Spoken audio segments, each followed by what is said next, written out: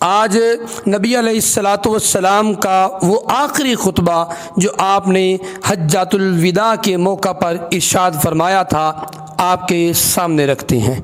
اس کا point number 1 یہ ہے کہ نبی علیہ الصلاۃ والسلام نے فرمایا، لوگو اللہ کے سوا کوئی معبود نہیں، وہ یکتا ہے، اس کا کوئی شریک نہیں۔ اللہ نے اپنا وعدہ پورا کیا، اس نے اپنے بندے کی مدد فرمائی، تنہا اسی کی ذات نے باطل کی ساری قوتوں کو زیر کیا۔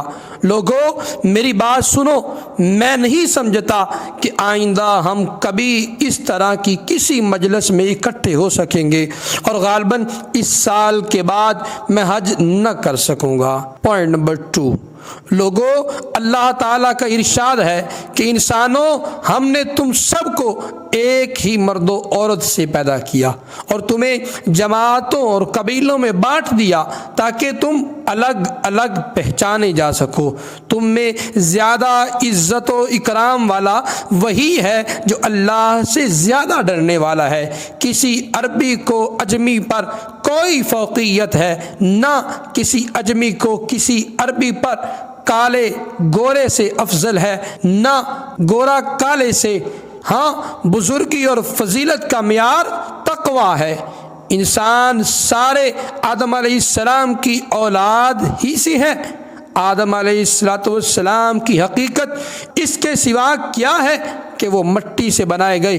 اب فضیلت و برتری کے سارے دعوے، خون و مال کے سارے مطالبے اور سارے انتقام میرے پاؤں تلے روندے جا چکی ہیں۔ بس بیت اللہ کی خدمت اور حاجیوں کو پانی پلانے کی خدمت یہ ہمیشہ باقی رہے گی۔ پھر نبی علیہ الصلاۃ والسلام نے ارشاد فرمایا، قریش کے لوگوں، ایسا نہ ہو کہ اللہ کے حضور تم اس طرح آؤ کہ تمہاری گردنوں پر دنیا کا بوجھ ہو اور دوسرے لوگ سامان آخرت لے کر پہنچے، اور اگر ایسا ہوا تو میں اللہ کے سامنے تمہارے کچھ کام نہ آ سکوں گا۔ نمبر 4، حضور نے فرمایا، دیکھو دور جاہلیت کا سب کچھ میں نے اپنے پاؤں تلے رون دیا ہے۔ زمانہ جاہلیت کے خون کے سارے انتقام اب کالعدم ہیں۔ پہلا انتقام جسے میں کالعدم قرار دیتا ہوں میرے اپنے خاندان کا ہے، ربیعہ بن حارث کے دودھ پیتے بیٹے کا خون جسے بنو ہذیل نے مار ڈالا تھا، اب میں اسے معاف کرتا ہوں۔ دور جاہلیت کا سود اب کوئی حیثیت نہیں رکھتا۔ پہلا سود جسے میں چھوڑتا ہوں عباس بن عبد المطلب کے خاندان کا سود ہے، اب یہ ختم ہو گیا ہے۔ پوائنٹ نمبر 5، لوگو تمہاری جان و مال اور عزتیں ہمیشہ ایک دوسرے پر قطعاً حرام کر دی گئی ہیں۔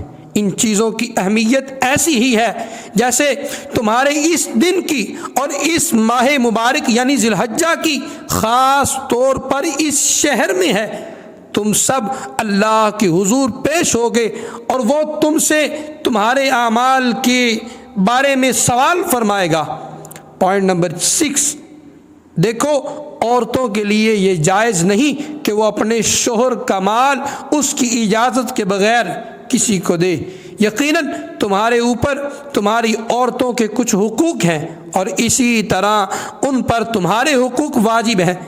عورتوں پر تمہارا یہ حق ہے کہ وہ اپنے پاس کسی ایسے شخص کو نہ بلائیں جسے تم پسند نہیں کرتے، اور وہ کوئی خیانت نہ کریں اور کھلی بے حیائی کا کوئی کام نہ کریں، اور اگر وہ ایسا کریں تو اللہ کی جانب سے اس کی اجازت ہے کہ تم اس کے بستر کو الگ کر دو اور انہیں معمولی جسمانی سزا دو۔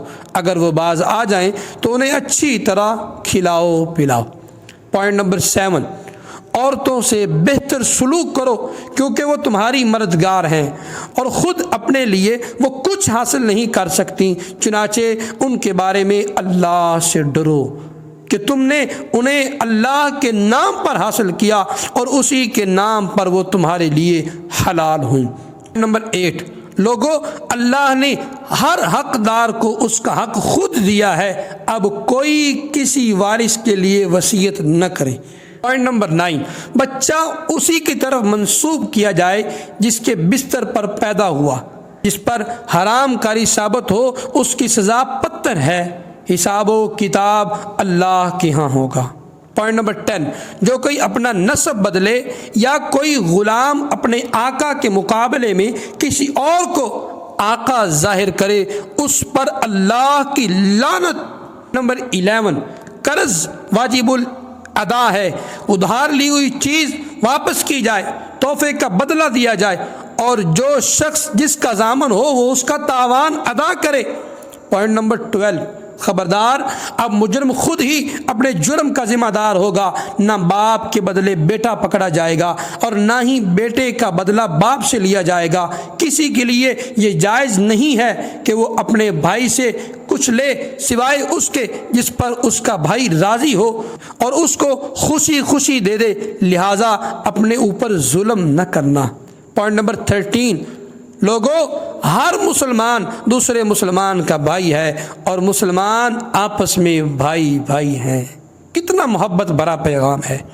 پوائنٹ نمبر 14، اپنے غلاموں کا خیال رکھو، ہاں غلاموں کا خیال رکھو، انہیں وہی کھلاؤ جو خود کھاتے ہو، انہیں وہی پہناؤ جو خود پہنتے ہو۔ نمبر 15، دیکھو کہیں میرے بعد گمراہ نہ ہو جانا کہ آپس میں ہی خون ریزیاں کرنے لگو، آپس میں ایک دوسرے کے قتل کرنے لگو۔ اگر کسی کے پاس امانت رکھوائی جائے تو وہ اس بات کا پابند ہے کہ وہ اس کی امانت جو ہے اس کو اس تک پہنچا دے۔ پوائنٹ نمبر 16، لوگوں میرے بعد کوئی نبی نہیں آئے گا اور تمہارے بعد کوئی امت نہیں ہوگی، میں تمہارے درمیان ایسی چیز چھوڑے جا رہا ہوں، اگر تم اس پر قائم رہے تو کبھی گمراہ نہ ہوگے، اور وہ ہے اللہ کی کتاب اور میری سنت۔ اور ہاں دیکھو دینی معاملات میں غلو سے بچنا کہ تم سے پہلے لوگ انہی باتوں کے سبب ہلاک کر دیے گئے۔ شیطان کو اب اس بات کی کوئی توقع نہیں رہی کہ اس شہر میں اب اس کی عبادت کی جائے گی، لیکن اس بات کا امکان ہے کہ ایسے معاملات میں جنہیں تم کم اہمیت دیتے ہو اس کی بات مان لی جائے اور اسی پر وہ راضی رہے، اس لیے تم اس سے اپنے دین و ایمان کی حفاظت کرنا۔ پوائنٹ نمبر 17، لوگوں دیکھو اپنے رب کی عبادت کرو، 5 وقت کی نماز ادا کرو، ماہ رمضان کے روزے رکھو، اپنے اموال کی زکوٰۃ خوش دلی سے ادا کرو، اپنے اللہ کے گھر کا حج کرو اور اپنے حکام کی اطاعت کرو تو اپنے رب کی جنت میں داخل ہو جاؤ۔ پوائنٹ نمبر 18، لوگوں محترم مہینوں کی ترتیب میں تغیر کرنا عہد جاہلیت کا اضافہ ہے جس کی بنیاد پر کفار گمراہ ہوتے تھے کہ ایک سال تو اس ماہ میں جنگ جائز ہو جاتی اور دوسرے سال وہی ماہ محترم مانا جاتا ہے۔ اس طرح وہ اللہ کے قائم کردہ مہینوں کے عدد کو پورا کرتے ہیں، اور دیکھو زمانہ اسی صورت پر لوٹ آیا جس روز اللہ نے آسمانوں اور زمین کو پیدا کیا تھا۔ اور مہینوں کی تعداد سے متعلق جان لو، اس میں 4 مہینے محترم ہیں جن میں سے 3 تو مسلسل آتے ہیں، ذیقعدہ، ذی الحجہ، محرم، جبکہ رجب کا مہینہ جمادی الثانی اور شعبان کے درمیان ہے۔ پوائنٹ نمبر 19، جو لوگ یہاں موجود ہیں انہیں چاہیے کہ یہ احکام اور یہ باتیں ان لوگوں کو بتا دیں جو یہاں نہیں ہیں۔ ہو سکتا ہے کوئی غیر موجود تم سے زیادہ سمجھنے والا اور محفوظ رکھنے والا ہو، کبھی سننے والا پہنچانے والے سے زیادہ سمجھنے والا ہوتا ہے۔ پوائنٹ نمبر 20، تم میں سے میرے بارے میں اللہ کے ہاں سوال کیا جائے گا، بتاؤ تم کیا جواب دو گے؟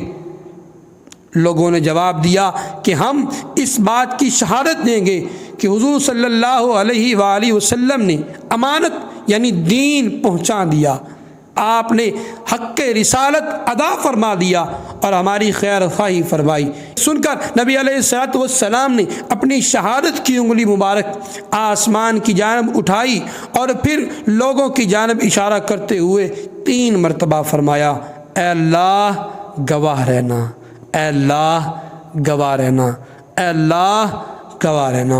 ارے بھائیوں، یہ نبی علیہ الصلوۃ والسلام کا خطبہ حجۃ الوداع میں نے آپ کے سامنے رکھا۔ اللہ ہمیں حضور نبی اکرم صلی اللہ تعالی علیہ وآلہ وسلم کے توسل ان باتوں پر عمل کرنے کی سعادت نصیب فرمائے۔ ایمان، اخلاص، محبت کے ساتھ اپنی بارگاہ کی حاضری بار بار نصیب فرمائے۔ دعا میں یاد رکھیے گا، میں ہوں محمد اسامہ قادری۔ السلام علیکم ورحمۃ اللہ وبرکاتہ۔